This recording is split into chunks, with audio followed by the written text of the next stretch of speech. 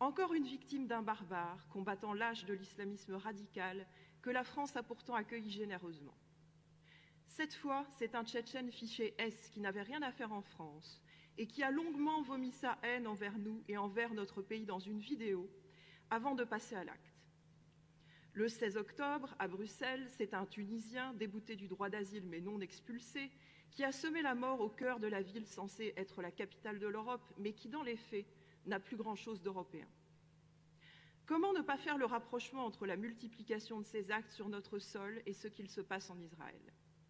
Nous, élus du Rassemblement national, condamnons sans réserve les attentats que le Hamas, organisation terroriste, a perpétrés sur le sol même d'Israël le 7 octobre dernier. Nous continuerons à demander sans compromission la protection physique et le soutien moral des Juifs de France.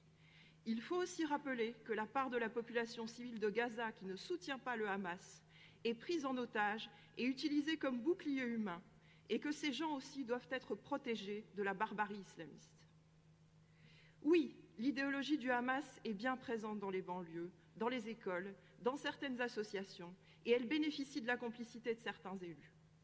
Preuve s'il en fallait, les manifestations pro-palestiniennes interdites, qui se tiennent quand même, les slogans immondes qui y sont proférés, le drapeau palestinien levé sauvagement à Cholet en lieu et place du drapeau israélien, ou encore l'association France-Palestine Solidarité dans ses activités et ses financements publics.